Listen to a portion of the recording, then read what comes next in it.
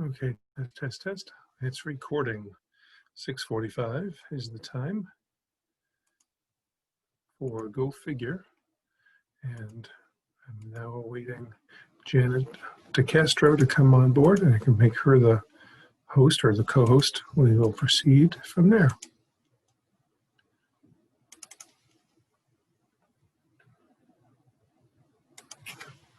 Pulling up my two documents. Oh, Roy Slowinski entered the waiting room. Okay, he's an early bird. When you go figure. And this.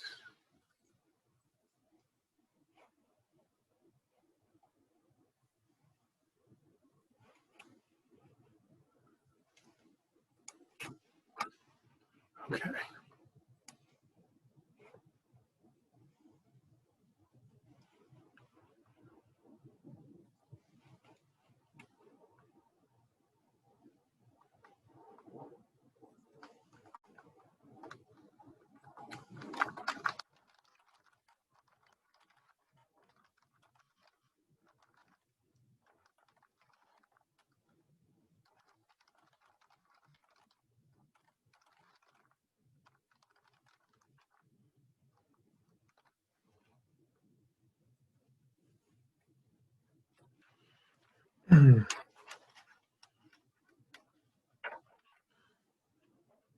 Hi, Janet.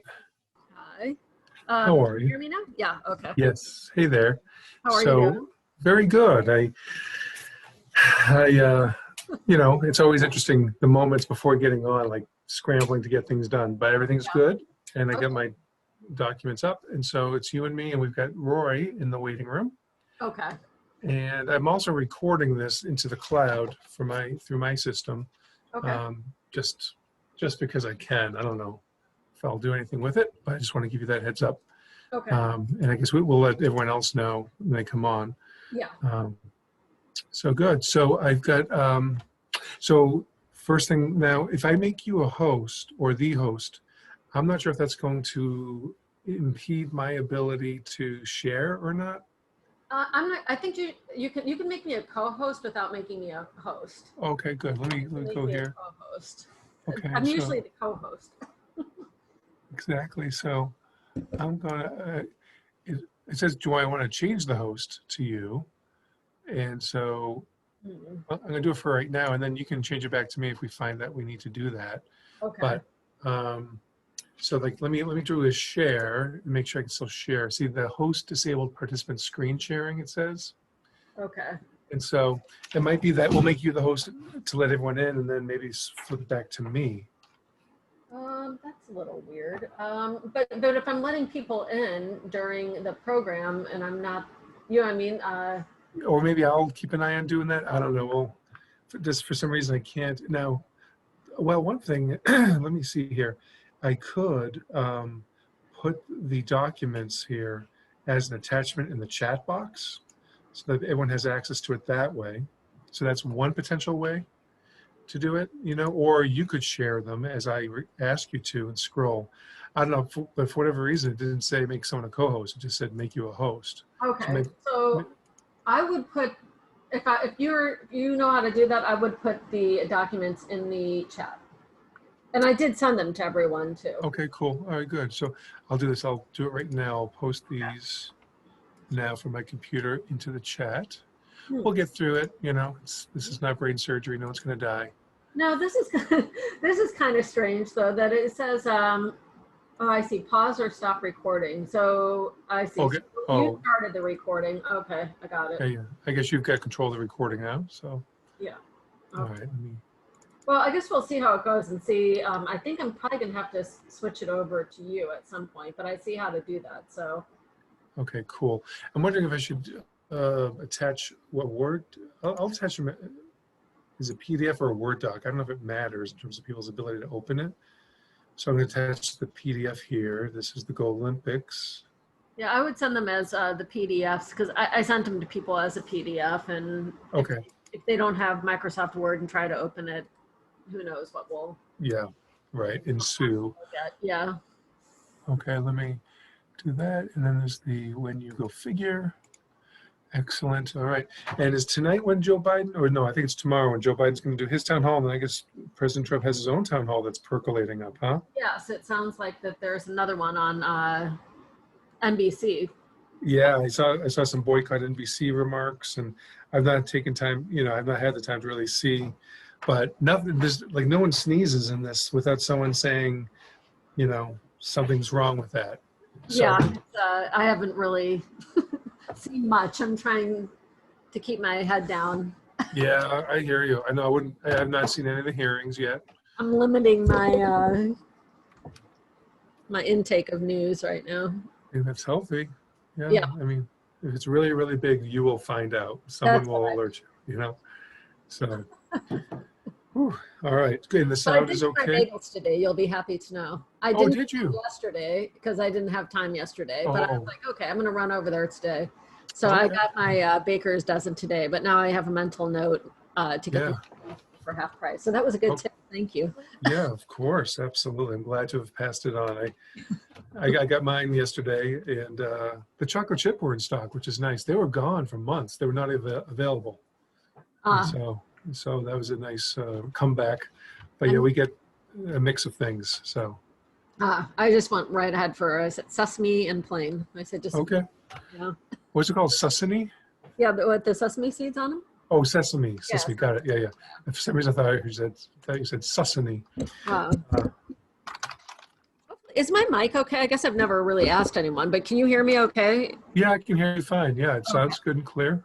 Okay. Mhm. Yeah. So Roy goes to a lot of our programs, so he's used to this. He's used to waiting for a bit there. So, and Okay, good. yeah, that should be good.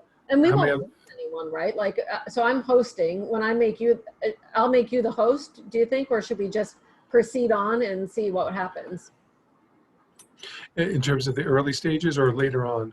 Yeah, like maybe at a certain point when if I feel like it's limiting my ability to communicate this material, I may say, hey, Janet, can you please make me the host for a few moments or for the time being, and then we'll switch back as needed.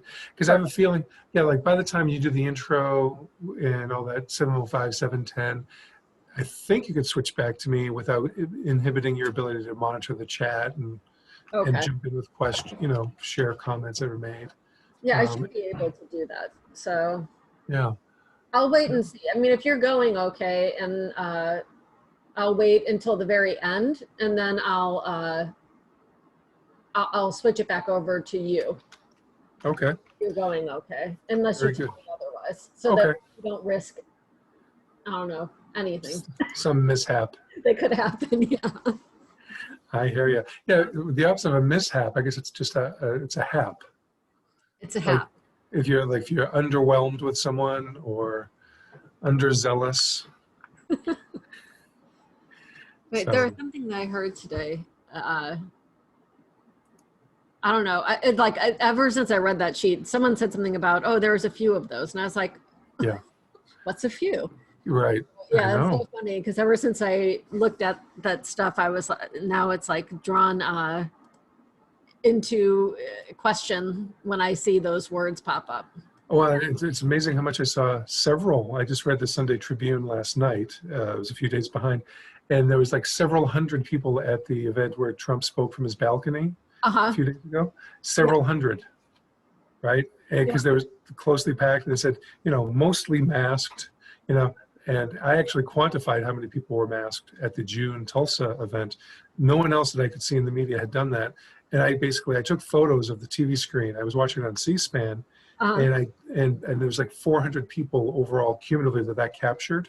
I thought, okay, that's a sampling of the people that were there, and it was around 7% had masks on. Oh wow!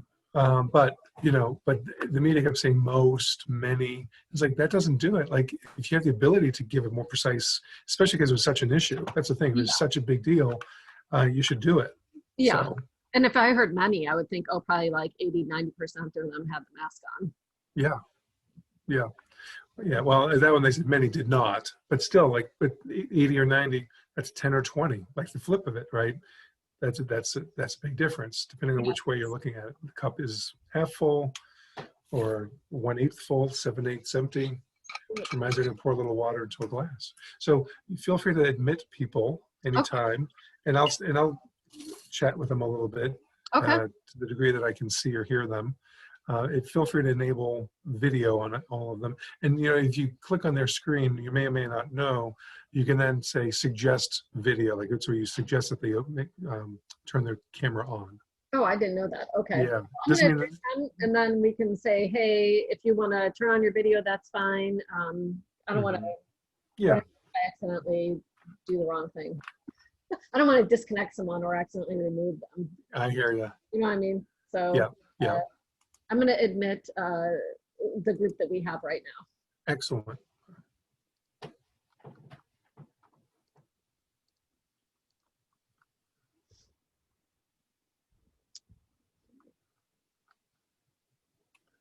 Okay, people are connecting. Welcome, everybody,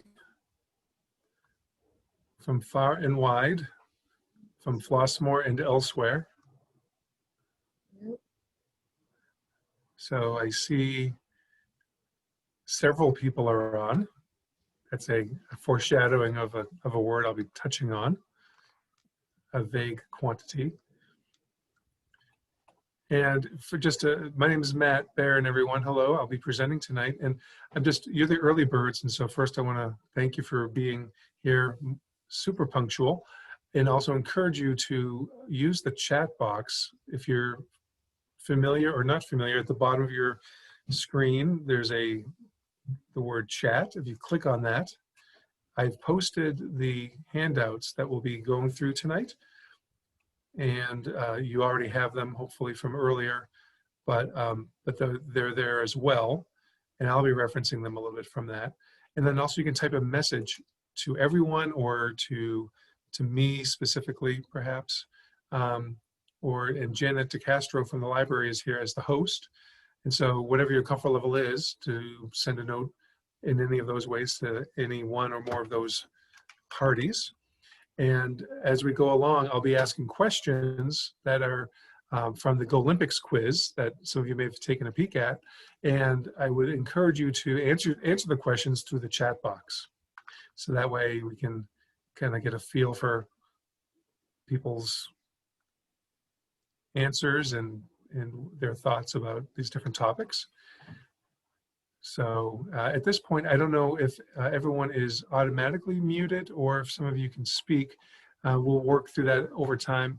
We'll typically probably have you stay muted just so that there's less background noise, and we'll go from there. So yeah, it looks like everyone is automatically muted. Okay, and so we may be able to unmute you later, but for sure you can communicate through the chat box, which I encourage people. In fact, I'm going to type something right now. I'm going to type it right now. I'll say, I'm going to give you a sequence of numbers, actually, and I want to find out if anyone here knows what these numbers represent. And pause right there. Okay, so I just put a note in the chat box. It's kind of like putting $1 in the tip jar. All right, and what $1 represents is if you just type any kind of keystroke. And so I just typed in the numbers 1, 1, 2, 3, 5, 8, 13, 21, 34. What would be the next number in that sequence? Does anybody know what the next number would be? Feel free to type it in. We're at less than 60 seconds to 7 p.m. So if we had candy to share, you'd all be getting some M&Ms right now. Good job, Linda. Indeed, 55 is the next number in that sequence. And can somebody else type in the next number based on what Linda typed? The last few numbers are 13, 21, 34, 55. What would be the next number in that sequence? Oh, good job, Chloe and Linda also, and Mary, right. And it goes from there. And does anybody know what these numbers are called? Or what this sequence is called? It's okay if you misspell the word.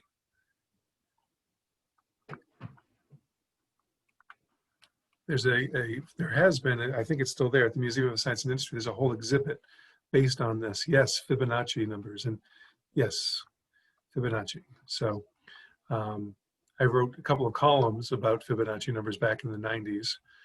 When I found out about Fibonacci numbers, I was in my late 20s before I even knew about Fibonacci numbers. It was a wonderful discovery. So we're now at 7 o'clock. And so Janet, did you want to make any remarks, or should we just wait for a few more minutes as people come on into the virtual room?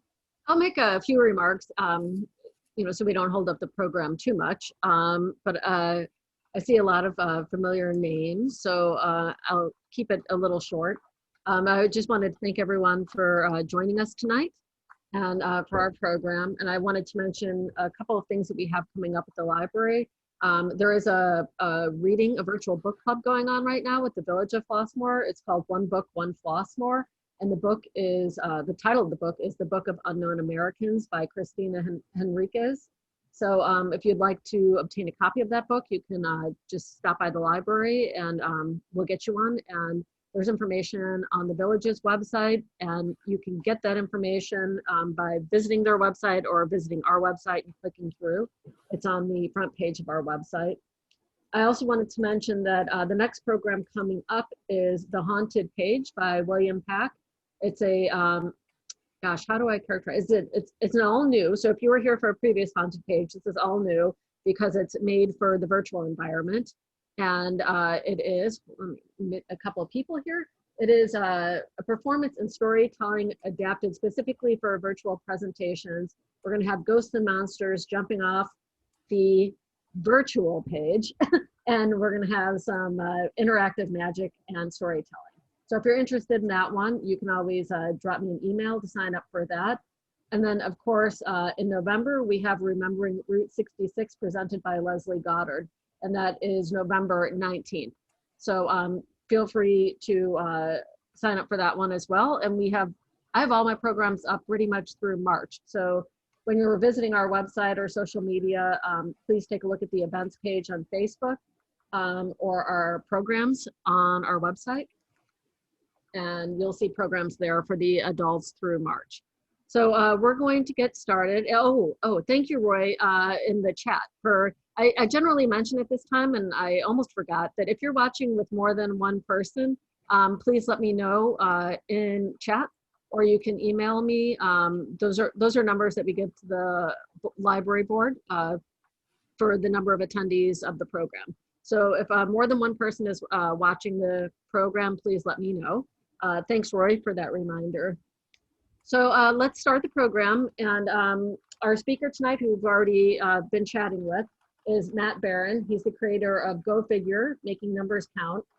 As someone who viewed the world through a mathematical lens, he launched this program nearly 20 years ago, and for over a decade, it was geared almost exclusively toward journalists around the country. A longtime former journalist himself, Matt tonight will peel back the curtain on how he has trained thousands of journalists and other professional communicators to use numbers accurately, effectively, and responsibly in their storytelling. Over the course of his 20-year journalism career, Matt was a nationally syndicated math columnist and also reported for Time, USA Today, Sports Illustrated for Kids, and the Chicago Tribune, amongst others. Most recently, his baseball column, Go Figure, appears every Sunday in the Daily Herald Sports section. So let's turn the program over to Matt, and we'll go figure together. Excellent. Well, thank you, Janet. And hello, everyone. Welcome. I'm glad to be sharing part of the evening with all of you. And as Janet mentioned, we'll be talking about a lot of numerical principles and storytelling issues that flow from my career as a journalist. And I like to think of myself not as a former journalist, but as a recovering journalist, because you never fully shake that DNA once you have it. I was a reporter from the age of 15 till around 37 years old. And then 15 years ago, roughly, I made the shift into PR, communications.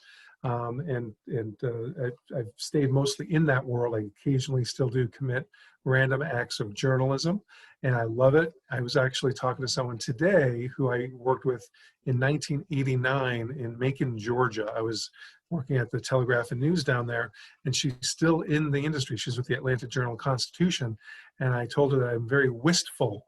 And she said, be careful what you are wistful for, because the industry is really, it's a hard field these days, as some of you may have noticed and maybe have experienced.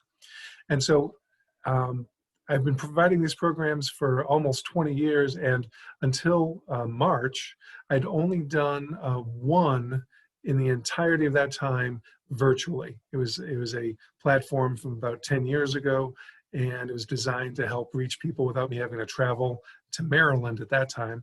And now this is about the only way that I'm doing it. And so I know it's new for all of us. My goal, and I've done around 5 or 6 of these so far since June, my goal is for us to be as interactive as possible. So you may have already seen me coaxing you to use the chat feature, and some of you have already done that, so thank you. And so as the night goes on, feel free to ask questions through that and to raise your hand. There's ways of raising your hand that is enabled by Zoom, and so you can see that probably. And if you don't see it, just type in "raising my hand now" or "what are you talking about," or whatever the case may be. In the chat box, I just inserted a couple of the key attachments that we'll be walking through tonight. And so if you probably already saw those come into your email earlier today, or maybe it was yesterday, but I'll be walking through those a little bit. I don't have the ability to share them on my screen right now, but you have them through that attachment. And so I'm going to pause for a few moments and let you click on that to make sure you can have them. But even if you don't see them, I'll talk about them. And so that's the beauty of our multiple senses that we have.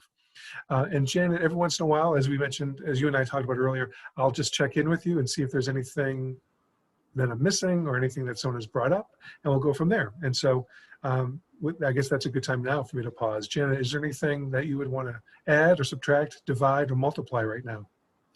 No, I think we're all good to proceed forward.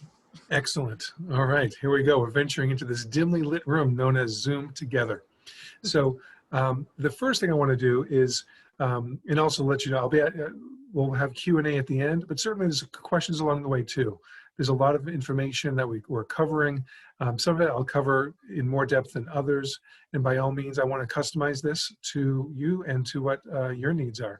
And so again, use that chat function if there's a certain topic that you want to dig into more, or a question that you have about anything to do with numbers and storytelling. And so with that, let me just go to the When You Go Figure worksheet.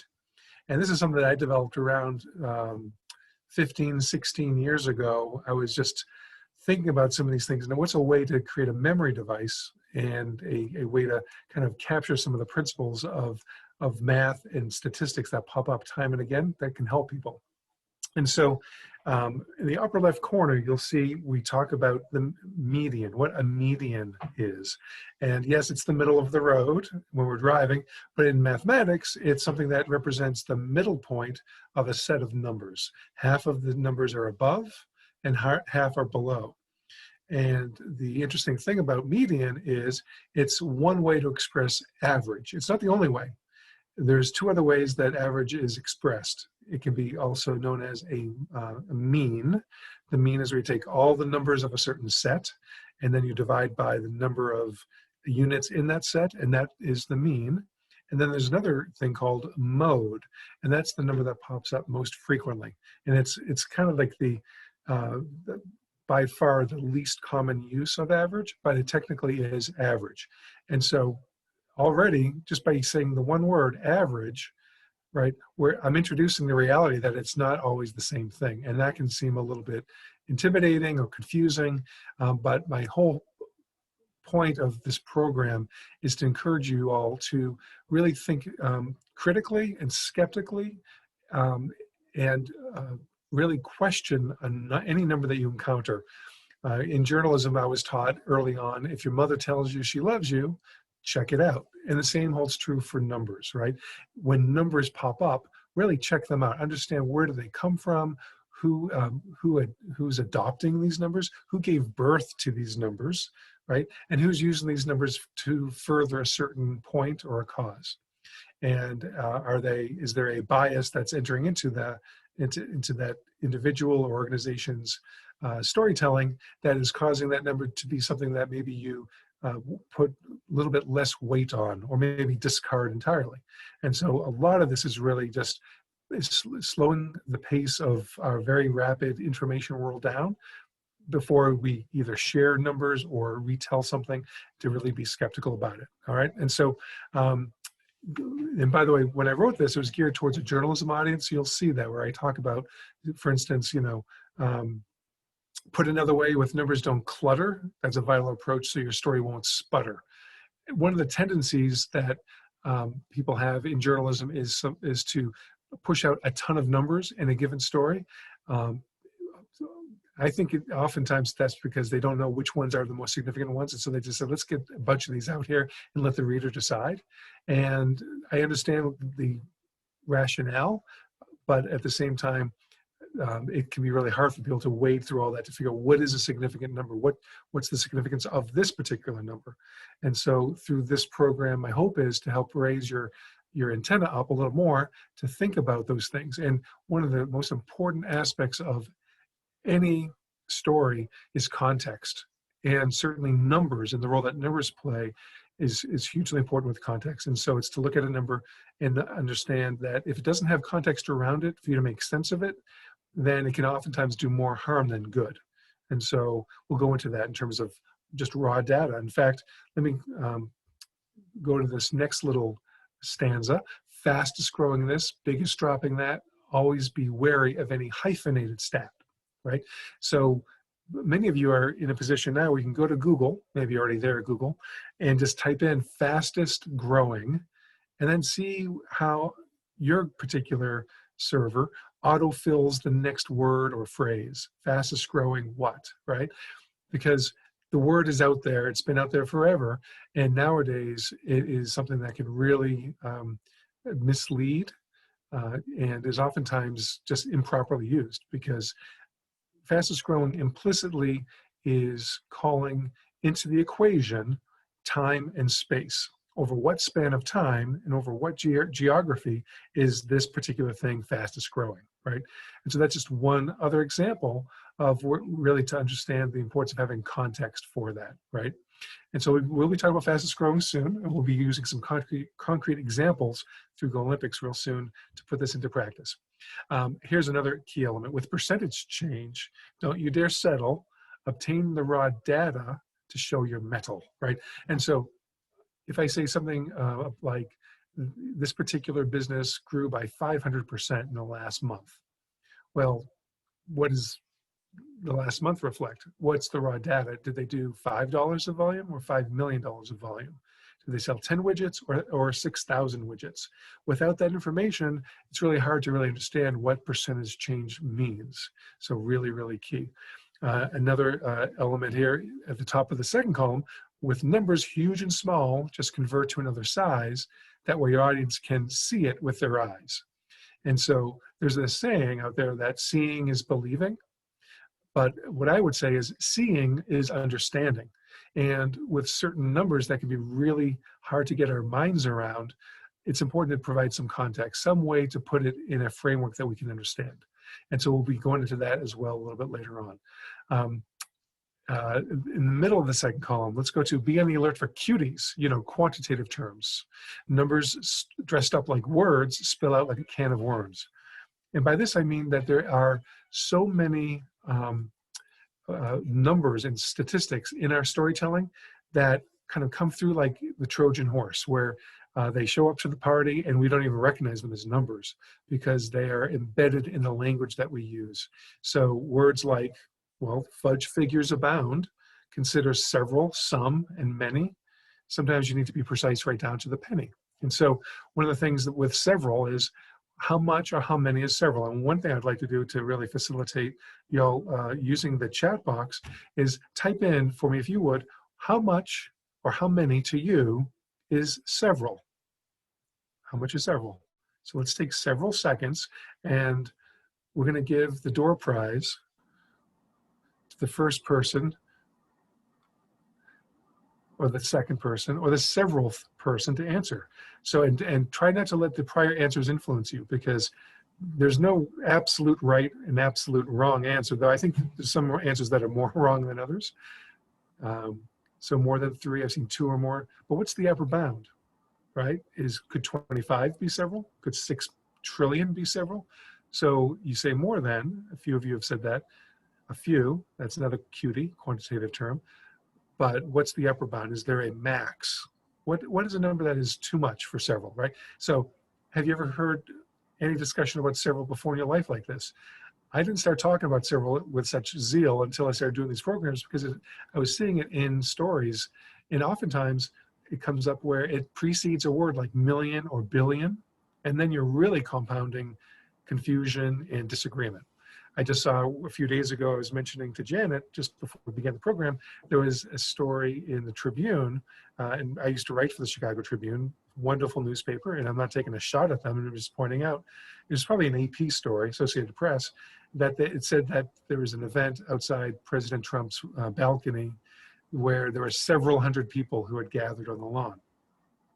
Was that 300? Is that 600? 800? I don't know. Now, is it really that important in that case to really know the exact number? Of course not. But the point is that there's probably a more specific way to describe that. In fact, I covered a protest for the Trib back in 2003, 2004. It was right outside where I live now, right by the high school here in Oak Park. And a number of students, by the way, don't get me started on a number of, like what number? A number of students had gone to a field nearby to protest. This was the military activity in Afghanistan. And so I get at that point, I guess it was our involvement in the war. And I called my editor to let him know the number. And he said, well, the radio said it was more than 50. Now the number I'd given him was, I think, 150, or I said about 150. I said, well, 150 is more than 50. And the radio had that, but I have a more precise number. He said, how do you know? I said, when they walked back into the school, I stood near the entrance and I counted them. And there you go, right? And so it was harder to count them in that field. But the point is, I was trying to be as specific as I could, because I think it goes to the newsworthiness of the event and of how big of a gathering was it. There's 150 students that were out there protesting. So yeah, and Carol asks, like the Million Man March from years ago, and the president's inaugural speech, right? There's a lot of disputing over what the number was, and there were aerial photographs. So good question. So it sounds terrible at estimating. And so what I do actually is I try to get multiple sources to tell me. If I wasn't there at the event, I try in advance, give me your best guesstimate, or count the number of chairs that were empty, if you know how many chairs were on the, that were situated, and then do a ballpark. Because again, this is not about getting it down to the penny. But if you can say it was around 200 people or more than 80, see, that's where we get to the business of, well, what's the upper bound? So I think nearly 80 is better, or about is better than just more than. But in any event, so again, I got into the weeds a little bit there, so forgive me. Let's kind of move forward, just in consideration at the time. Another thing we're going to be talking about are surveys, right? Surveys that are done in person, online, in different formats, and not all surveys are created equal, right? There's real scientific rigor that should go into a survey that is being used to talk about a fair representation, a fair sampling of a given population. However, there's lots of real dubious ways that surveys can be used to push or pull people in a direction based on the phrasing of questions, the sequence of questions, what kind of context is given. It's kind of like with referenda, right? We're going to have a referenda, different referenda on our ballots in November. There's the statewide one regarding the income tax question, which I hesitate to call it by the F word, because I don't know, that's great PR. I'm not saying which way I'm going to vote, but to call something the fair tax is kind of loading the question. But in any event, how much context do people have to make an informed decision on anything? Oftentimes, it has to do with what side is the one posing the question. So there's a lot of leading questions out there. So with that, Janet, I'm going to shift over now in a few moments. But before I do, are there any questions that I've missed, or anything else that is coming up that you think I need to touch on? No, everything looks good. You got the question that was in the chat, so I think we can go ahead forward. Excellent, excellent. So, and one of the things I'm going to do, and actually, Janet, could you share the hosting with me right now? Is that possible? Sure. Let's try that, because I feel like it'll be helpful for me to be able to walk through. So thank you. And so I'm going to be hosting this, and I'm going to be going through the Go Olympics, which each letter represents a different category, and very good, I'm able to do this. And this this game of Go Olympics I created quite a while ago, almost 20 years ago when I got this going overall. And so let me see, I'm sharing you my screen. Here we go. Is this being shared? Yes. Go Olympics, great. You can see Harry Truman there, right? It's a Oh, little pixelated. difficult to read. Yeah. Yes, it usually gets cleared up eventually. Hopefully it's clearing up. Yeah, Is it that's better. very good? Okay. So 1948. Now, I wasn't alive yet. I've done these presentations sometimes in senior living facilities with people who are in their 90s and 80s and even over 100. And some people that actually voted in this election that I've spoken to. So that's been a lot of fun. But thinking about that 48 election, we're going to go with this principle of surveys and how surveys can really be less than stellar. And so on the eve of the 48 presidential election, the Gallup poll, which had correctly predicted the 3 prior presidential elections, all of which were won by FDR, but this particular poll gave challenger Thomas Dewey a 5 percentage point edge over the president. And this perception prompted the Tribune to prematurely call the election for the New York governor. As you can see, there's Harry holding with glee the incorrect headline that Dewey defeats Truman. And so as it turns out, Gallup had done some quota sampling that had a fatal flaw. And so if you could type in the letter to what you think is the correct answer, A, B, C, or D, into the chat box, just to see. No one's going to get penalized. No one's going to get knocked out of the group here. But just want to see what you think is the correct answer. Was it something about the demographic quotas that the pollsters were allowed to choose who they polled within those quotas? And by the way, quota sampling means, hey, we need to get a certain number of people who are white, who are black, who are this other ethnicity, who are male, who are female, etc. And so what was the problem? Or was it they didn't reach out to less wealthy voters?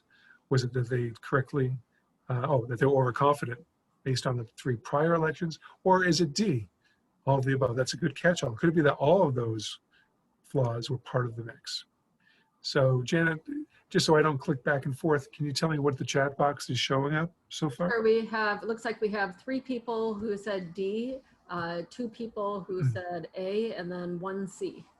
Well, what's great about those who answered A and C is that you're partially correct, because it is D. All of these issues were part of the problem. And so one of the things that, pollsters had done was that they were talking to people in more wealthy neighborhoods, because those were neighborhoods that were more convenient for them to go to, right? And I don't know all the sociology of why they were more convenient, but in the reading I've done, they essentially skewed who they were talking to by talking to more wealthy people within these groups. And so it was a wealthier white person, a wealthier woman versus someone who's not as wealthy. And back in 48, and probably still today, people who were more well-to-do, had more net worth, were more prone to vote Republican. Thus, it skewed the sampling and it misled Gallup and anyone that listened to Gallup at the time about their about the likely outcome. In addition, the prior 3 elections, they were 2 to 6 percentage points overestimating Franklin Roosevelt's popularity. Now, in each case, it wasn't enough of a gap to cause him not to win. He had enough of a lead that overestimation still, it didn't cause the other person to get into office, including Dewey. Dewey ran against him in 44. So they were actually, there were some flaws that were already showing up, and they were overconfident. And it was a relatively new science at that time on the national level. They were founded, I think, in 1935, the year of my mom's birth.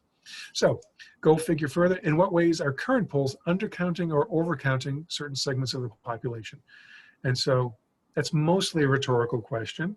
But if any of you have any thoughts on what you think some of the current polls may be doing that are causing people to get an inaccurate reflection of a whatever audience, feel free to type it into the chat box. We can always circle back to that at the end as well.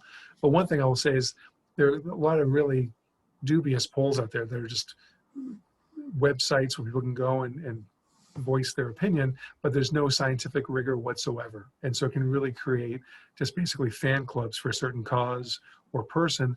It's not at all something to be taken that seriously.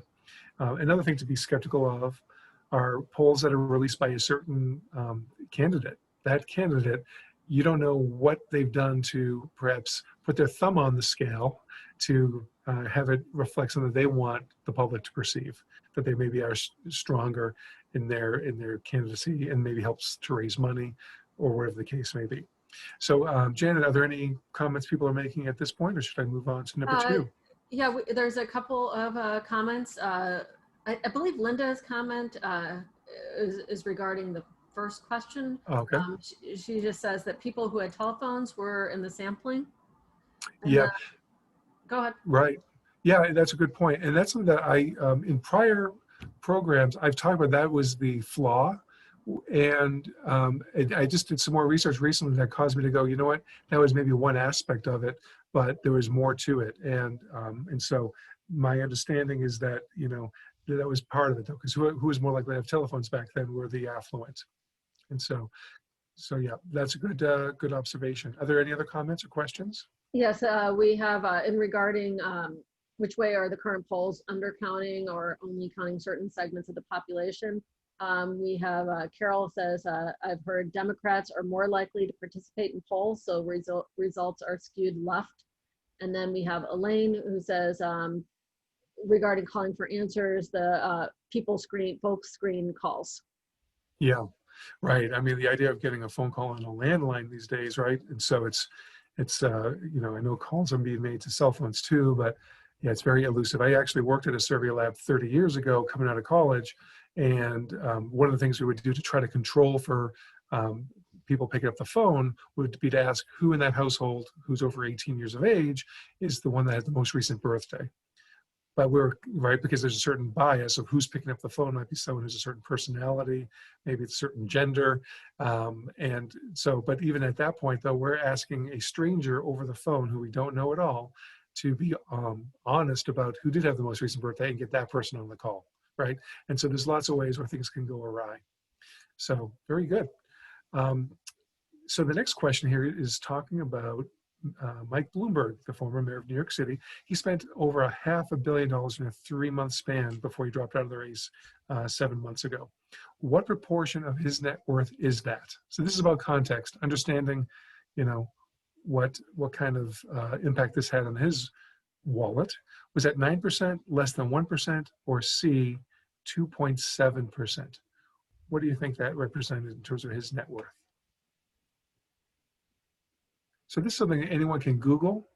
And so I don't want to dwell too long on this, but the point is just the power that money can play in the election, and that I think his net worth is probably going to go up for 2020. I would put maybe less than 1% of my net worth on that. And so he's a multi-billionaire, as most of you probably already knew. Any answers yet, Janet? Yep, we have 3 Bs, 2 Cs, and an A. Okay, and a partridge in the pear tree. Okay, so it's B, less than 1%, right? His net worth was north of $50 billion. And so for a home in the United States, median net worth is around $100,000. And so that would be less than $1,000 someone spending on a local political campaign. That's the equivalent. And actually, I'd say with Bloomberg, it's even different, because he still has so much discretionary income, right? What's 50 billion versus 49.5 billion to him. All right. So it's important to understand net worth is the accumulation of money over time versus annual income. And we'll be talking about that with debt and deficit soon, because in the political dialogue out there nationally and state level, there's a lot of talks of debt and deficit. So it's important to understand the difference, right? So a deficit is something that happens on an annual basis. A debt is something that accumulates over time. So 2 different things there, but very related, obviously. So the next category in Go Olympics is O, obvious observations. And this is something that is pretty fresh off the press from a week ago. I'm not sure how many of you saw this debate. I certainly did. And it actually more resembled a debate than the prior one between the 2 presidential candidates. But in this one, Mike Pence and Kamala Harris had almost equal speaking time. So here's the question. This is more philosophical. Does this mean that the event was fair and balanced? If so, why do you think so? And if not, why not? And so I'm just going to linger a few moments, let that hang in the air. Just equal airtime. Does that mean it was fair and balanced? And what does fair and balanced mean? Those are cuties. Those are quantitative terms. and fairness and balance and even truth, right? People can say, well, that's not truth, or that's not the whole truth, right? And nothing but the truth. There's different shades of truth, or there's different aspects of a given issue or someone's point of view. And so to me, this is kind of a slam dunk answer. It doesn't mean the event was necessarily fair or balanced. And as a reporter, I can tell you there were times where I would write a story. I covered a lot of local government. And there was one time I was writing a story about a certain organization that was opposed to riverboat gambling coming into Elgin. This is in the early 90s. And both sides, after the story ran, thought that I was too nice to the other side. And so I thought, okay, maybe that means I did my job right. That both are upset with me because I wasn't giving them the entire platform to have their view be the one that dominated. I don't know. But oftentimes you can learn more about someone's point of view when they accuse you of being unfair and not impartial. So it's almost a double negative, not impartial. All right. Or not partial. I'm getting confused now. Let's move to question 4. Since Donald Trump became president, the Washington Post has tracked false and misleading claims that he has made. In coverage of prior administrations, the Post has tracked a number of previous presidents' per-day lying habits.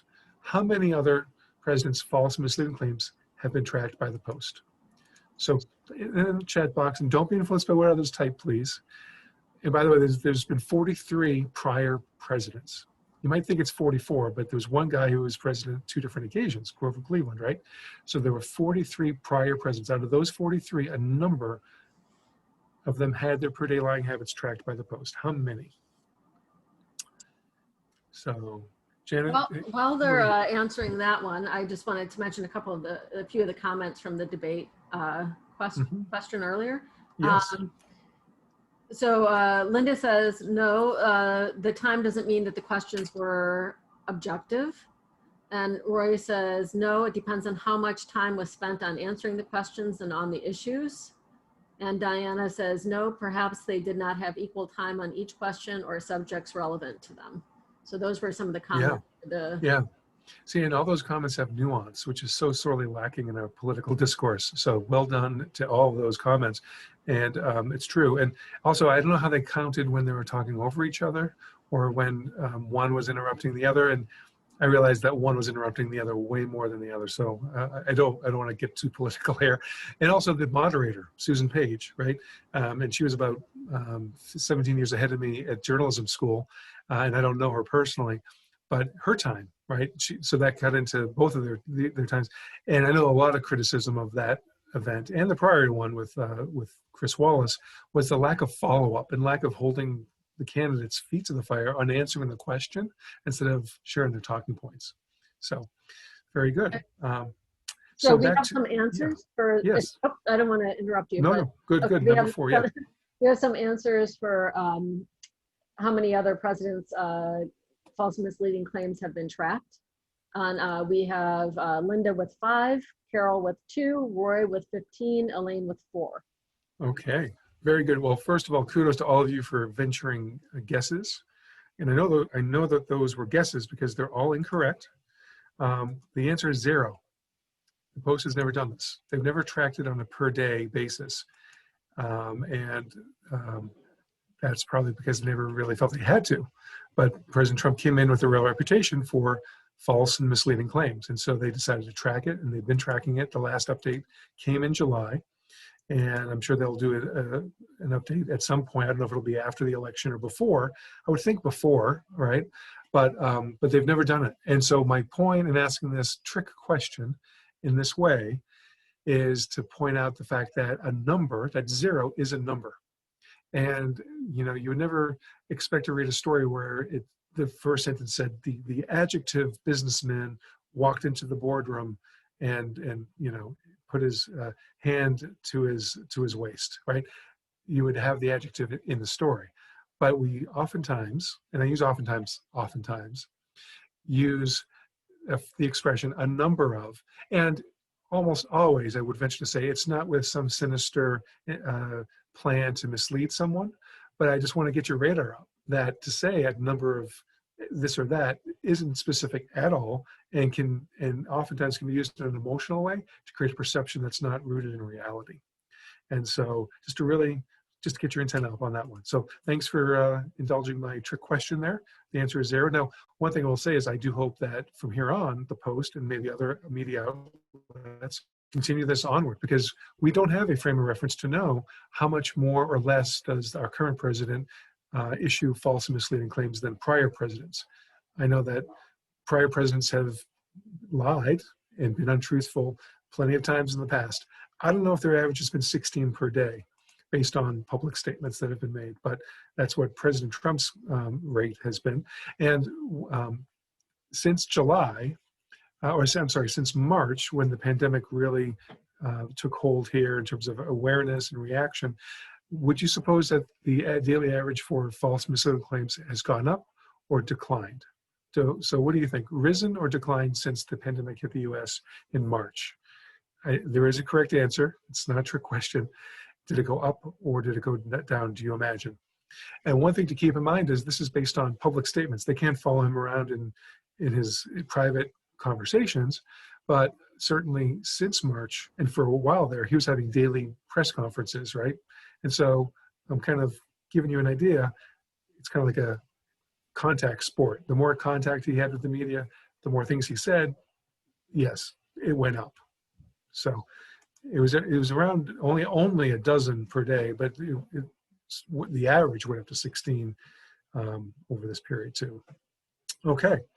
So I'll move on to lessons and morons, which is my kind of cute tongue-in-cheek way of going to the letter L in this quiz.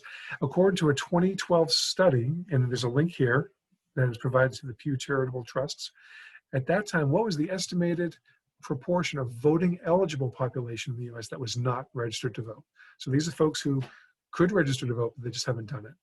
Was it 4%, 14%, or 24% of the voting eligible public that was not registered at that time? I don't have any more recent numbers, though they may be out there. I just haven't found them. I would like to think that the numbers have gone down from this particular number. And so, any answers coming in yet, Janet? Yep, looks like C is the winner. We have 1, 2, 3, 4. We have 6 people saying C, and we have 1 B. Yep. Okay, very good. C is the correct answer. So, good job. I wish you were wrong. I wish the answer was A, but no, it was C at that time. And so that's why we'll get into this a little bit later, that it's always a minority of voter eligible people that elect the president. And sometimes it's the minority of voters, right? Especially in 92 and 96, when you had Ross Perot getting close to 20% in 92, and in 96 he hit double figures as well. So on to question 6. As of just a few days ago, the US federal debt had soared over $27 trillion. On a per capita basis, how much is that? How much do we each owe? Theoretically, thank goodness we don't have to actually fund it. But what is our debt collectively or on per capita basis? 82 grand, 180 grand, or $8,100. So again, you can get out your calculator and do this, or you can just knock out a bunch of zeros and make it a more manageable math. But the point is to really bring this down to something that we can picture. And also to know that this is a number that's gone up over time. And then even when you adjust for inflation, it's gone up. And so the correct answer is, Janet, has someone said A yet? Yes, we have okay, a couple of A's. Yep. Good job. A is the correct answer. So, and below this, hopefully you can see, if not on my screen share on your own version, it says forecast of the gross federal debt of the US. And this was a graphic that was created a little while ago, a couple of years ago, because you can see it says forecast, right? 2019 is in there. So it was about 2 years ago that this forecast came out. Already, we've exceeded the forecast. You can see where the forecast is 23.7, and we're at 27. Right now, of course, we had the pandemic and a lot of the emergency money that's gone out, right? But the point is, a forecast is just that, and they're always having to revise it. And so numbers can be very tricky to get a handle on. It's to view them, hold them very loosely, right? To not see them as this is etched in stone, certainly when it comes to the national debt. So on to yes or no, and this will be a quick category, but during the October 7th debate, Vice President Pence stated that according to the National Oceanic Administration, there are no more hurricanes now than a century ago. Is that statement true? That there are no more hurricanes now in the United States than 100 years ago? Yes or no? Looks like many people are saying, almost everyone has said no so far. Okay, and here's the thing. The answer is yes, but the question and the answer are wholly inadequate because the scale of hurricanes, right? The power and the destruction of the hurricanes has gone up appreciably. And I say appreciably, which is a cutie. I don't know the specific, but I do know in the reading that I've done and the analysis, the whole fact checking that followed that debate last week, um, what he said was true, but it was kind of like saying Michael Jordan is really good at setting picks in basketball. That's not really the core of the story, right?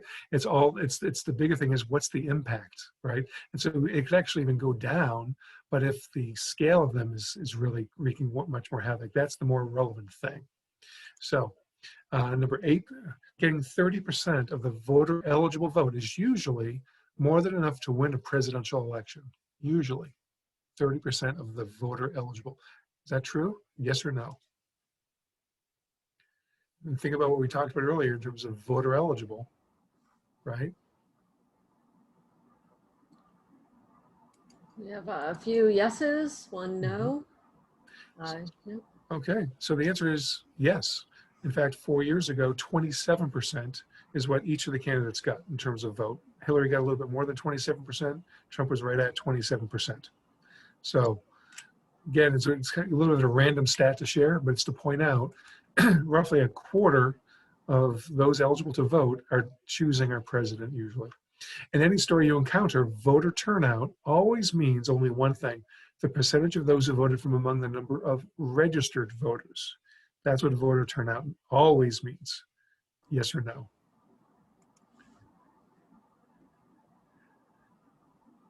So what are we hearing in the audience? We're hearing, well, a couple of no's and a couple of yeses.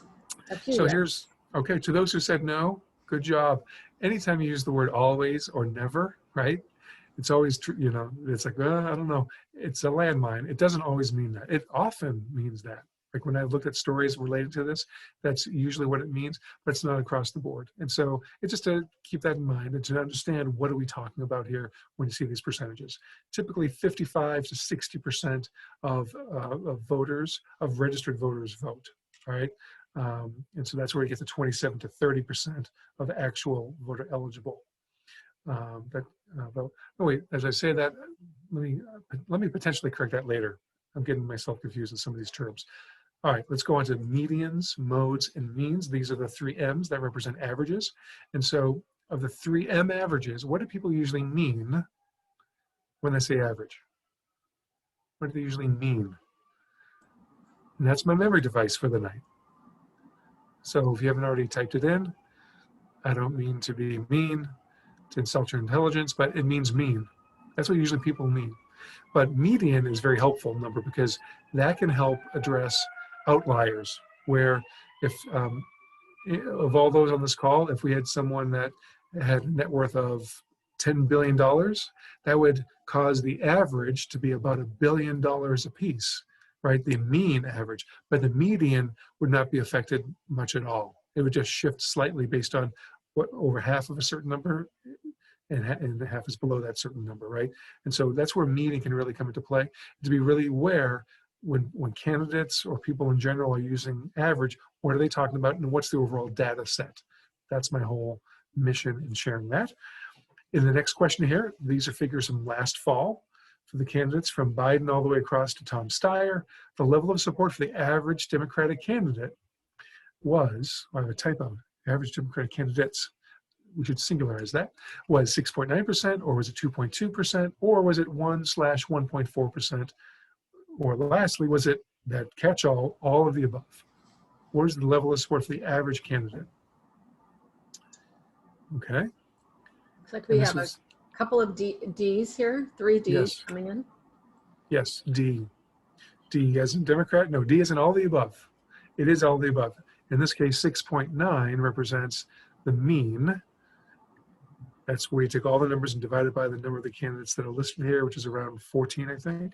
And then B, 2.2, O'Rourke was at 2.2. Half the candidates had higher percentage and half had less. So he could have been seen as the average candidate.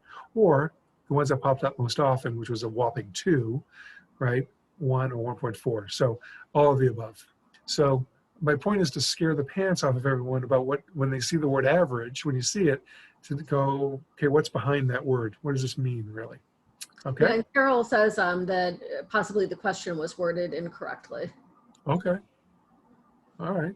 My question. Okay, fair enough. I'm like, in the Q&A portion, I will circle back to that for the average. Okay.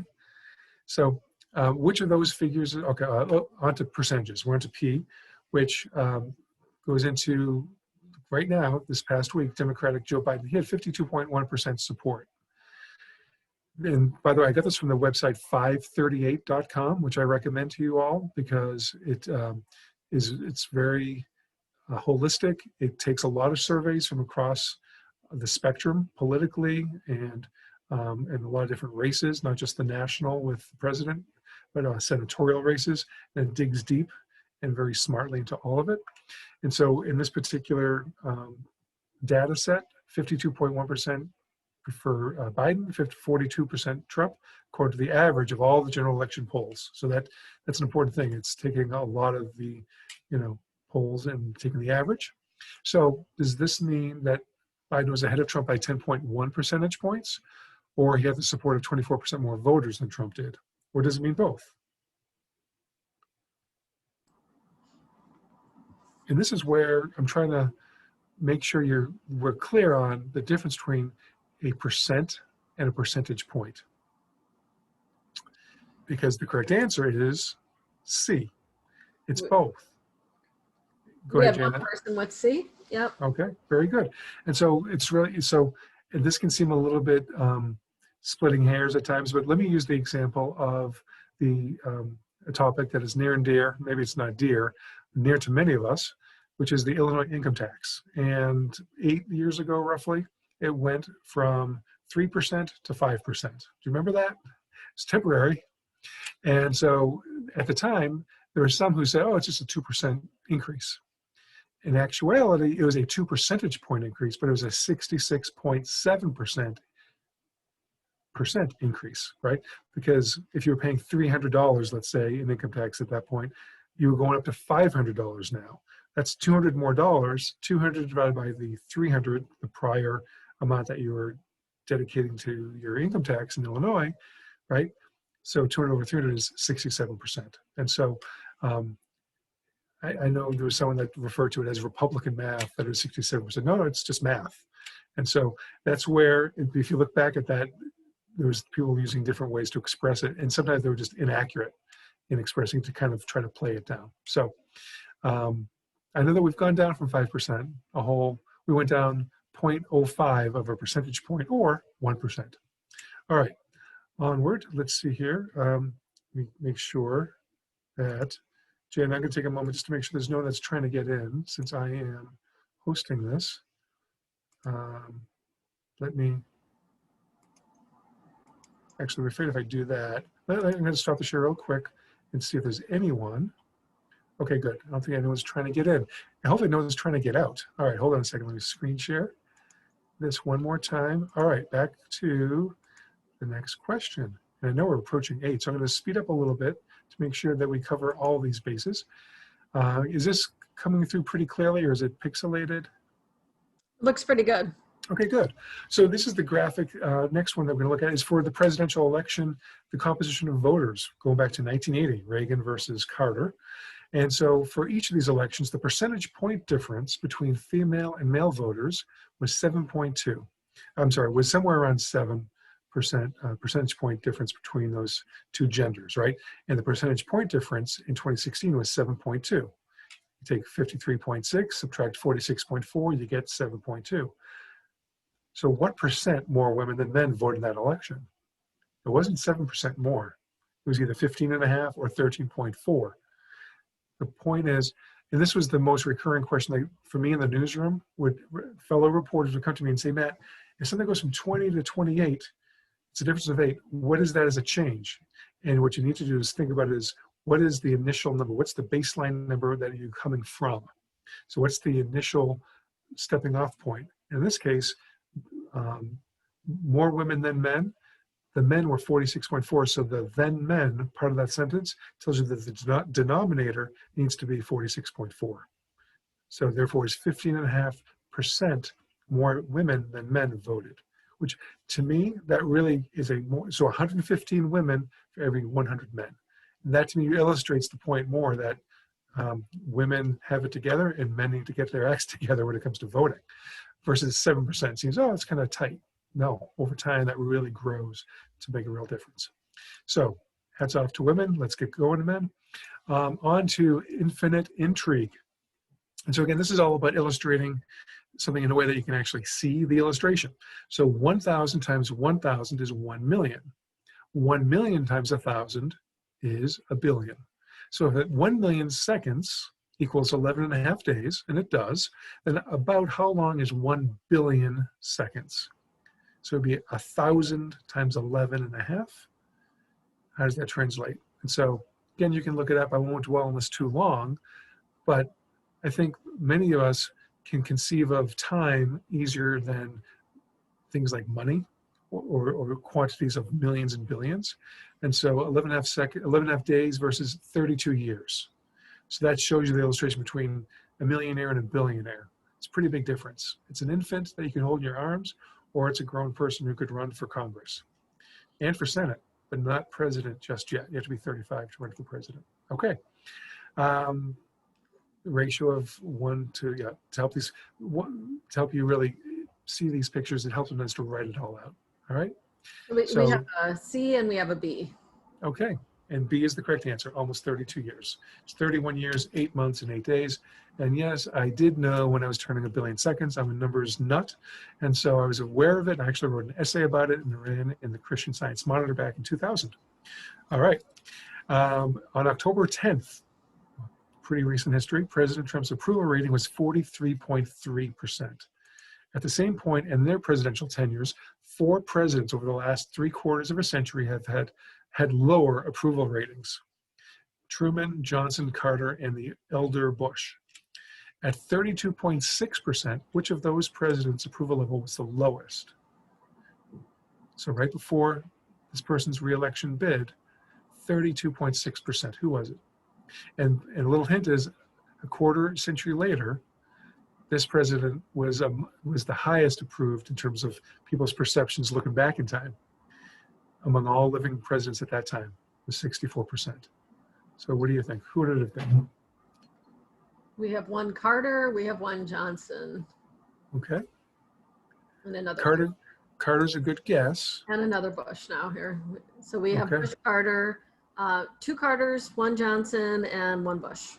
Gotcha. And one thing is, actually Truman and Johnson didn't live for a 1/4 century after there. So it's down to Carter or Bush. And it was actually Bush, which I know Carter has become, in my view, has been one of the most, if not the best, most successful post-presidents ever. He had a rough time in office in terms of getting things done, just based on a lot of factors that were beyond his control, and some that maybe were within his control. But as George H.W. Bush, Bush's rating actually was really high, and then it dipped at the worst possible time frame right before his reelection bid in '92. And so it's really, if you go to the Pew website, Pew Research, it has a lot of great graphs that go into all that. All right, on to common sense. Consider the below graph. So which age group is the fastest growing group of voters since 1980? Remember, I was talking earlier about fastest growing, and it can be really tricky to keep your eye on the ball. So 1980 to the most recent election 4 years ago, which age group is the fastest growing? As you'll probably notice, there's only 2 groups that even could qualify, right? The youngest group has gone down in their proportion, and it's the 2 oldest groups, 45 to 64 and 65 plus, that have gone up. Yeah, we have a 65 plus and we have 45, 64. So right, the answer is 65 plus, because from 16.8 to 24.2, that's an increase of 7.4 percentage points, which is an increase of around 45%. And for the younger group, 45 to 64, went up by 5.1 percentage points, which is 5.1 divided by 32.5 is around 15%. And so easily it's the oldest group. Now, since 2012, which is a smaller window of time, which is the fastest growing? In that case, there's again two groups. There's the youngest group, went up slightly, and there's the oldest group, which went up, it looks like it didn't go up by much, 22.3 to 24.2, but that's actually almost a 10% increase, because it's 1.9 over 22.3. Again, here's the key. Don't look at just the number, look at what that number is as a percentage change within its own group, not the totality of all 100% of voters. And so again, that answer is the oldest age group. And now here's the last question. And this is the one that's going to preview some stories that we'll be seeing over the coming weeks, months, and even next year and next election cycle. Which age group has the greatest potential to become the fastest growing in the years to come? And so potential is that damning phrase, right? That person has so much potential. Will they fulfill it? So what would you say based on the numbers? 15.7% of all voters was the youngest bracket, then 22.5%, 38%, and 24%. Who has the greatest potential? Are there some answers coming in, Janet? Yeah, we have a, let's see, 30 to 44 age range, and then 45 to 64. Okay. All right. And so I would say that, and 65 plus. So there's a cross section. So now there's a bit of opinion in this, but I think there's also some real trending. The one thing to think about is which group has the smallest right now, the smallest percentage. That's the youngest group. And so I think they're a strong contender to be the answer to this question. And most of the groups that I've spoken to, that's their answer. I also think that the oldest age group, believe it or not, even though they've been the ones that have been steadily growing the most over time, they could also be the one that grows more than anyone else. And part of the reason why is, like we said earlier with several, people weren't giving me an upper bound. There's no upper bound. It's 65 plus, and people are living longer, and they're on average healthier. And so into their 70s, 80s, 90s, even there's some centenarians who are still voting and are able to cast their preferences. So I would suggest that it might even be the oldest group still has the greatest potential to continue to grow. And one thing that this also reflects to me is that these categories might need to be updated to reflect, maybe we should have a 65 to 79-year-old group and an 80 plus group, because 80 is the new 62. Right? You ever heard that saying about different ages? And the median age in our country is pushing 80 now. Not the median. So the age expectancy, the life expectancy is around 80. The median is getting close to 40. When I started paying attention to that 20 years ago, it was around 34. And so just in the span of 2 decades, it's gone up about 15%, right? And so just factors to keep in mind. And right, and not all these groups have the same span of years that are included. So on to 17, and we're closing on 8, so we're going to blitz this fairly quickly. Among those planning to vote on Election Day, on October 9th, what was the percentage point advantage that President Trump held over Biden, according to the Pew Research Center? So this is for those who are looking to vote on November 3rd itself, not early voting. And if you look low, you'll see Biden has a huge advantage among those who are voting earlier, which is around 70 million people that they're projecting. So what do you think the edge is for President Trump over Biden on Election Day? So I just thought it was a fascinating stat, just a real juxtaposition of support, and really can speak to maybe why there's some resistance and some opposition to early voting that the Republican Party has been waging because of this data. So what are some of the answers, Janet? We have 1B and we have 1A. Okay. The answer is C. Believe it or not, a 2-to-1 ratio of people supporting Trump is, supporting Trump on Election Day. So not that many folks will be waiting to the last minute to vote for Joe Biden. So those folks are getting their votes in early for various reasons. And so on to stats and such. And in the 2000 presidential election, how many third party, I put this in quotes because there's a lot of third parties, we always do on a national level, received more than the number of votes that separated the two tickets, and which ultimately determined the outcome of the election, right? It was really a one vote. It was 5-4 Supreme Court decision to say, you know what, we're going to have it be the numbers that have come in, no further counting of these ballots, no more challenges accepted, let's move forward. And so how many third-party candidates were there in the 2000 election? Was it 3, was it 5, or were there 8 third-party candidates? And so what do folks think, Janet?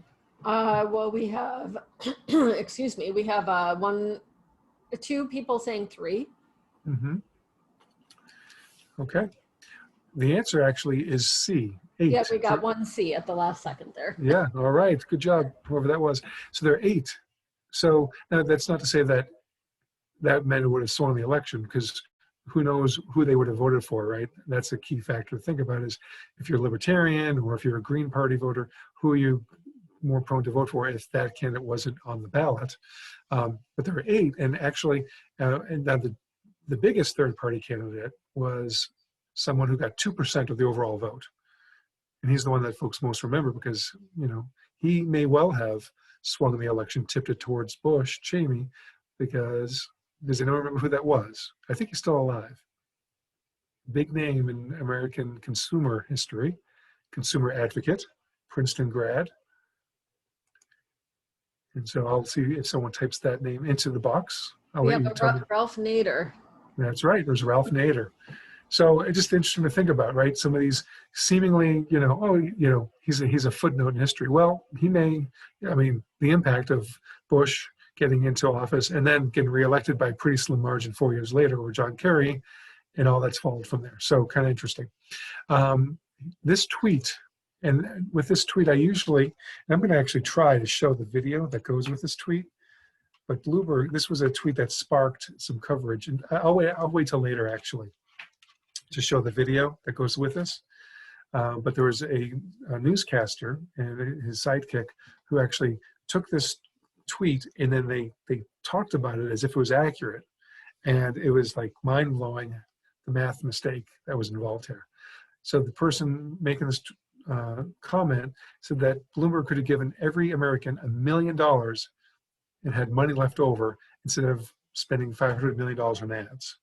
And the individual correctly noted the US population, 327, it's around 330 million, right? He shouldn't have wasted on those ads. So the question is, to the closest dollar, how much could Bloomberg actually have given each American? Are there some answers that are showing up in the chat? Not yet. Okay. So here's the thing. Just knock out million from the $500 million and knock out million from the population. What's 500 divided by 327? It's 1 or 2, right? Yeah, we have one person who said 1. Yeah, the answer is technically $2. I said to the closest dollar, it's $1.53. So anyway, but the point is, it's a lot less than $1 million, right? And so this is what you call innumeracy. There's illiteracy, is the inability to read or write. Innumeracy is the inability sometimes, hopefully it's temporary, to think about numbers in any kind of common sense fashion. And that was a huge innumerate moment. And the thing is, this individual, Makita Rivas, she wasn't trying to troll. She wasn't trying to she sincerely thought this, but she just wasn't good at math. In fact, she changed her Twitter profile in a very self-effacing way after this all blew up back in March to say bad, something like bad at math, as a way of probably anticipating people coming to her page. So, but I'll actually show in a few moments a clip that is pretty embarrassing to the broadcasters that talked about this as if it was accurate. But first, I want to just one closing remark before we go into the Q&A portion, and that's to really emphasize that even if you have exclamation points in all caps and fancy language and bold font, all of that cumulatively, how much weight should you assign that? And the answer is here: 0, zilch, zip, all of the above. Right? And so much of the rhetoric in our culture is based on kind of a lot of bells and whistles and shiny objects, and it's causing, it's playing on emotions rather than relying on logic. And so whether you feel like you're really, you know, struggle and incompetent with numbers, whether you're really savvy and smart with numbers. I make mistakes with numbers all along the way as well. I'm not above any of this. I've made some of the mistakes I talk about in this program, in my time as a journalist and just as a human being. But my goal here has been to really just get us to really think about the swirl of numbers that are all around us all the time. In fact, the last page is some recommended reading. And there's lots out there. There's a lot of good stuff that I don't even include here. But these are some of the things that I've read personally over my time on planet Earth, over half a century, that really left an impression with me. Some delightful pieces here. George Schaffner, you know, I just looked him up. He's still online. You can look him up. But just some really great tips here. You know, one tip that George Schaffner, he may not say this outright, but I remember when I was 21 years old, I could have used this tip. I drove 1,000 miles from Georgia to Rhode Island, and with about 1 mile to go, I got stopped for speeding. That's the worst possible mathematical time, right? I had less time that I could save at that point by speeding. I should have been caught somewhere in South Carolina when I really would have made a difference to speed. You can gain 10 miles per hour over many hours. At that point, I could have probably saved 10 seconds. And so just some things of the intersection of math in our lives and our day-to-day decisions that are really out there. John Allen Paulus, who I had a good fortune of meeting him, included his insights in some columns that I wrote back in the late 90s. He's still producing a lot of great insights on this topic. And at the top here, How to Lie with Statistics by Daryl Huff. Just some really just humorous ways of illustrating the way that statistics can be used to really throw people off. And so with that, let me try to pull up this clip, and I'll stop the share right now. So how's everyone doing so far? Any headaches? Did I induce any headaches over the course of these 67 minutes yet? I hope not. So, oh, I saw the number one. I thought someone said one headache.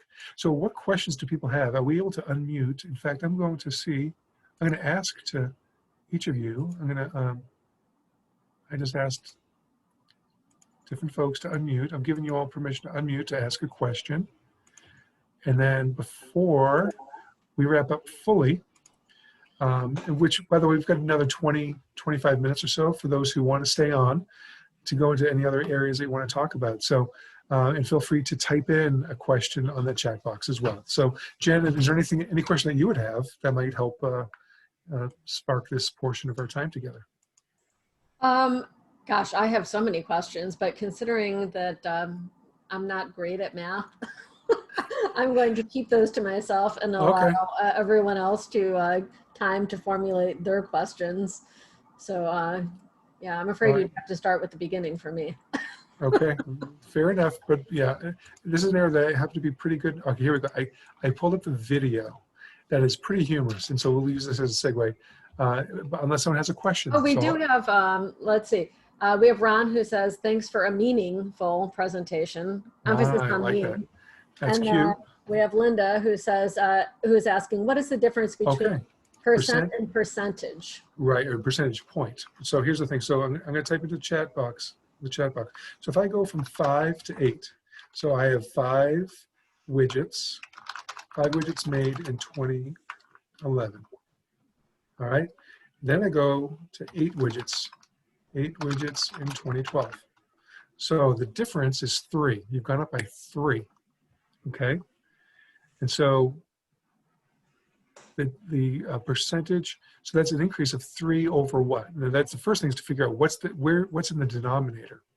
And in this case, the original number, the prior year, was 5. So 3 divided by 5 is 60%. 3 over 5, 0.6, 60%. Now, good question, electoral college. So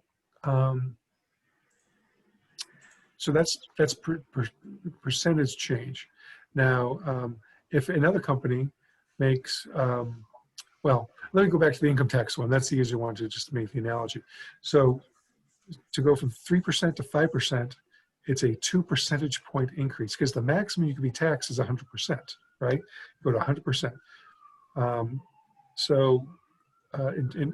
the way to think about it, I think, is to convert it into real terms. Like, what are we talking about? Like, how many widgets or how many dollars are you spending? And so in that case, the percent change, is 67% in that instance of going from 3 to 5, because it's 2 divided by 3. It's a 67% difference. It's a 2 percentage point increase, or 2 percentage point difference. I don't know. I'm not explaining any better than I did before, but just know that there is a difference, and it's to really try to break it down into what is the impact on you or on whatever body of people we're talking about. I think that's what you really want to get down to, is if you can find a way to describe it other than percentage point, to say how many dollars per day, what does this mean in terms of sacrifice? So anyway, let me move on, because I think I've belabored that one and didn't do it very well in the first place. Yeah, question about the Electoral College, and I've done some reading on this and observation of it. And there's the whole idea of the original intent of the Electoral College, right? It's like this balance between, do we surrender it entirely to the people? Or do we keep it in-house with some of the leaders at the time, the late 1700s, when this was first established? One thing I will say is that there are some states, as I understand it, that have said, we've decided that no matter what happens, we're going to cast our votes as electors with whoever wins the popular vote.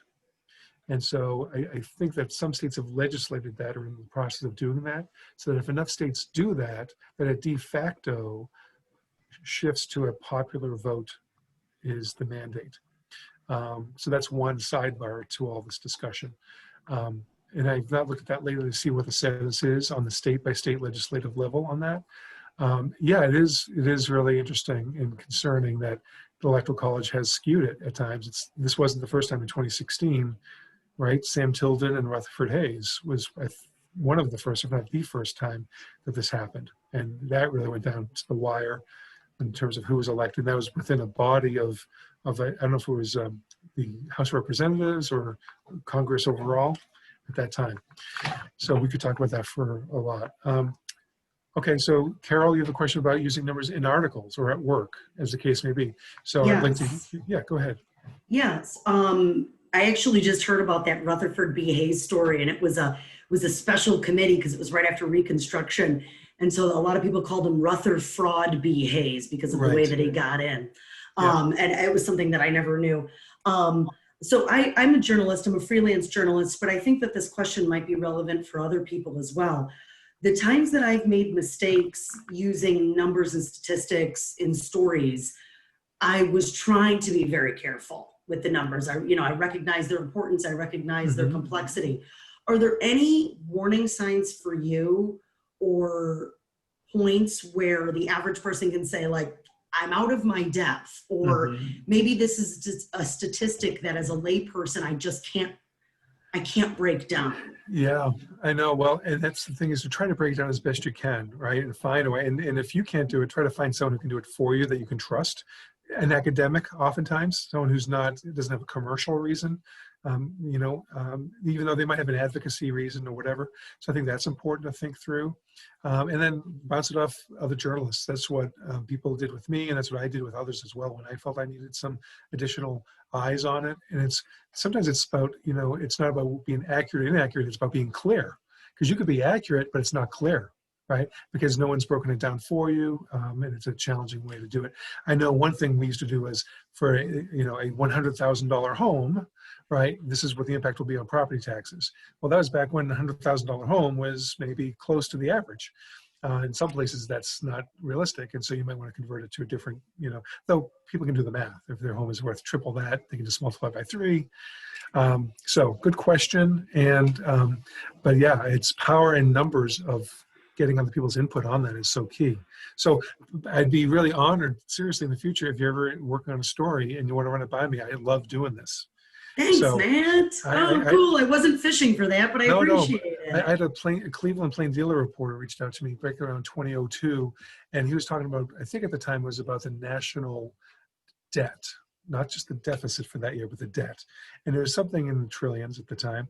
And he said, hey, Matt, I'm working on the story, and I know about your work. And he said, I figured out that this is the number of miles going from Earth to some planet back and forth some number of times. And I said, well, I think it's really cool that you went to the effort to figure that out. But here's the question: how many people have made that trip before?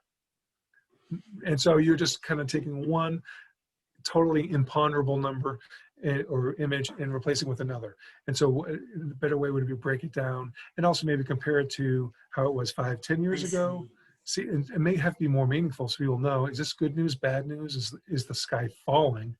And that's where context comes in, is to like just think it through. And a lot of times it is to run it by other people who are in the same space as you, whether it's as a journalist or in that particular field. And so a lot of times it has to do with something that's really small or really huge, we get into real trouble. So good question. In fact, if I can take this lull as an invitation to play a video, I'm going to play this video that's related to that last question. I think we can get some good laughs. So hold on, let me play this.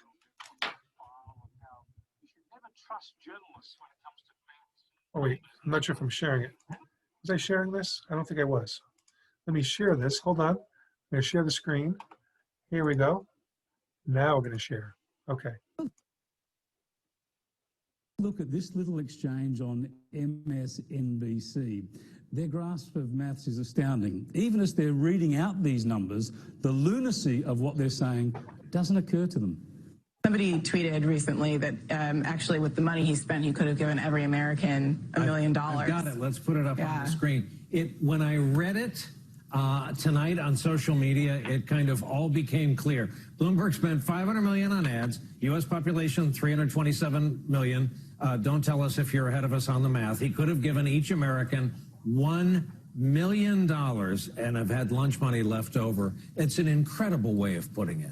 It's an incredible way of putting it. It's true. It's disturbing.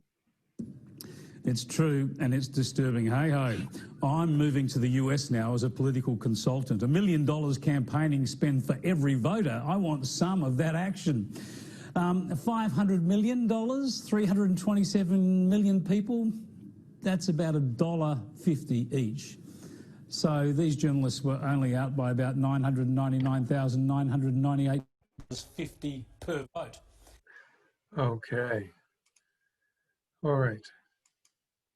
Okay, so back to the action here. So anyway, now some of you may not have seen the problem there until the newscaster pointed it out, and that's okay, because numbers can be overwhelming for everyone. I've made so many blunders. I remember I wrote a story back in 1998, and I was quoting a high school student, and it was involving a pretty sensitive story involving a teacher and some allegations, and the student's name was Dustin. And as I'm writing the story, I'm typing in his name, yeah, Dustin, whatever his last name was. Well, I wrote in Hoffman. I made Dustin Hoffman a character in my story. And so it was like, oh my gosh, it was a brain cramp, but it happened because I didn't know any other Dustins until that point. So anyway, I guess I'm trying to make it clear. I'm not here to let folks know that you have to get it right all the time or be perfect, but just to know that so many folks go into journalism. Carol, you're in journalism, and you may not be stellar in math. And so, but math comes up so often. You know, police are notorious for not doing math well. I covered a lot of police and crime and courts. And at a certain point in my mid-20s, I said to police respectfully, I will agree not to shoot a gun if you agree not to commit math. Just tell me the person's date of birth and I'll figure out how old they are, right? They'd be off by not just 1 year, 2 and 3 years off. Like what? No, they're not 27, they're 23 or something. So anyway, we all have our areas with each other. Can you relate to that, Carol? Absolutely. I was confronted with with the complexity of math and communicating statistics when I was editor at a health magazine. Mm-hmm. And, you know, health topics I felt really comfortable with, having come from that beat, but we did a lot of reporting on statistics. We were trying to convince people into certain modalities. So we were saying X number of people get colon cancer at a certain age, but then we'd have to take a step back, and we were building our own charts. And that was a whole new world to deal with, to actually put the numbers together, ourselves was a process that I respected a lot. Yeah. And the trick is, I mean, here's the thing. I've got two 17-year-olds in my home, and they have been the fastest growing human beings in my house for 17 years. I'm still taller than, and still much heavier than both of them. And so the thing is, the smaller something is, the more capacity it has to grow. And the bigger something is, the harder it is to keep growing and the more liable it is to drop. And so when someone hits bottom as a business or as a candidate, and then so-and-so had a bump up in their approval rating, well, it's because they couldn't go any lower, right? And so you can see where things can be spun very easily because they are just there for the picking. And so it's to kind of understand what's the big picture all the time. And one example is crime statistics. If you look at just the prior year versus the average of the last 5 years, of the last decade, and even sometimes have to account for population changes, or has there been an increase in the number of people coming through that community? Maybe it's more retail going on, and therefore there's more opportunity. It's not to say that the crime isn't an issue, but it's to put into a context. And so, but if you had a really bad year or a really good year in terms of crime, it's setting up the next year to either be a hero or a villain as a police force, when the truth is somewhere in between. And so I remember even counseling a police chief. I said, look, you're just showing for the prior year, and that is really misleading one way or the other. And so you should do the average from there. So I'm going to give space for another question. Carol, do you have another one, or anyone else that I can unmute? In fact, I'm asking others to unmute. I think I have to ask y'all to unmute for you to actually unmute. So I'm really asking for trouble now. And Elaine is now, some people can't be asked, it looks like.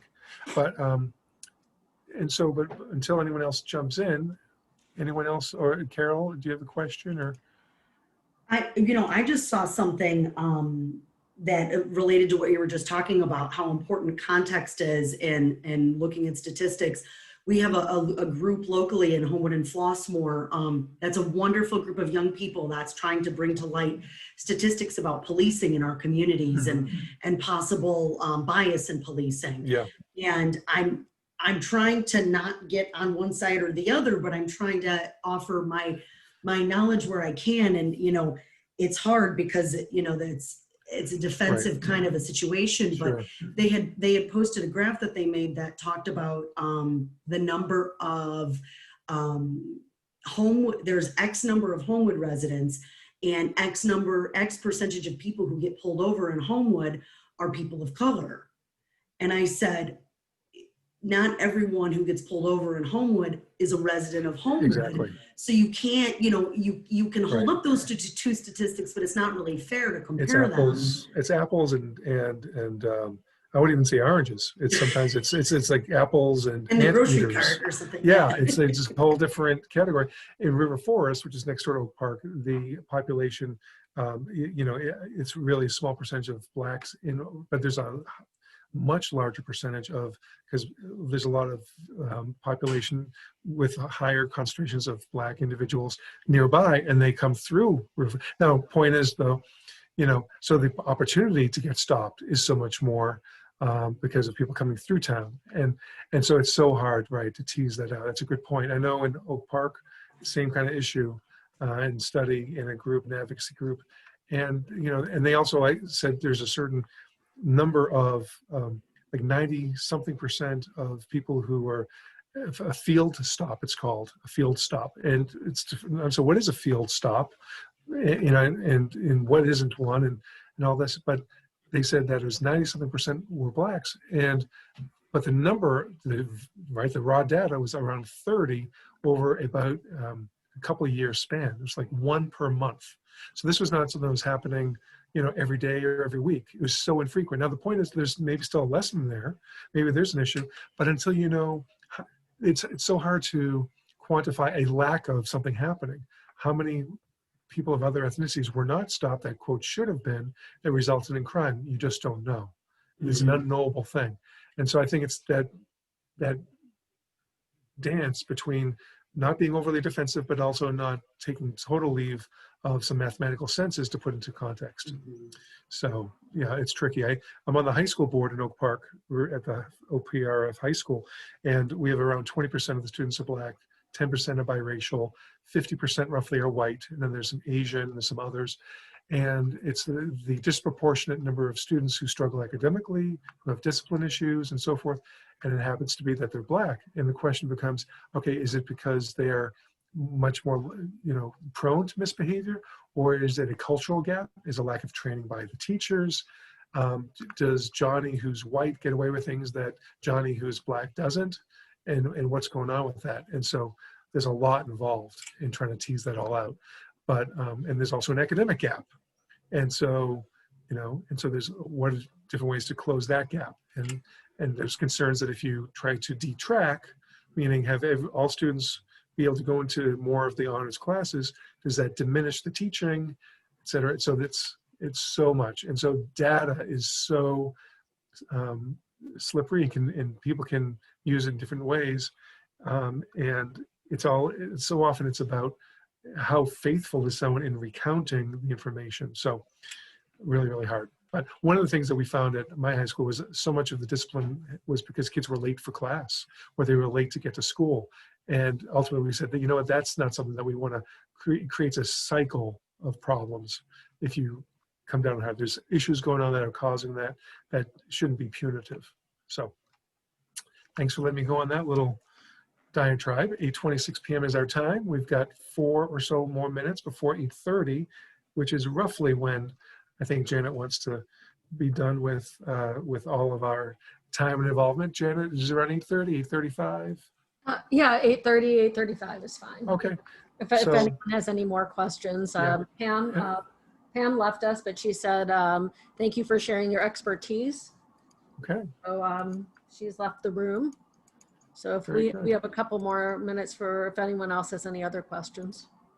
Good. And I just inadvertently muted Elaine, whoever Elaine may be. Sorry, Elaine, I meant to unmute you. And anyway, I'm not working this very well somehow. So, but certainly the chat box is one thing. Here's a quick story about numbers. There's a gentleman whose nickname was Motorcycle Mike from Streamwood, Mike Filio. And back in 1992, I had a column called Where Are They Now? And Mike had been written about 5 years earlier when he turned, apparently, 100 years old. He'd been honored by Hanover Township. There's a big birthday party and a certificate. Motorcycle Mike is this character. He had all these stories about Al Capone and how he was a stuntman in the movies, and he met Charlie Chaplin, and this amazing Forrest Gump-like life. And so I went out to interview him at 105 years old, because there's a story in the paper, my own paper, 5 years earlier, so it had to be true. And I'm sitting down with him in his living room, and he keeps talking about these stories, and I keep reaching for a big box he had with all these, clippings and these files that supposedly were backing up what he was saying. And every few minutes, I'd be like, great, I'd love to. I kept kind of leaning towards, like I wanted to see this stuff, this original source material. And he goes, oh, no, we'll look at that later. Oh, no, we'll look at that later. After about an hour, I had to get going. And I thought, well, I'm going to write the story. I wish I'd seen some of that stuff. I write the story. We get a tip from someone, a TV station had done some checking, and they didn't look at my story. They previously were going to do something on him. And a producer contacted an editor of mine saying, you may want to look into this guy some more.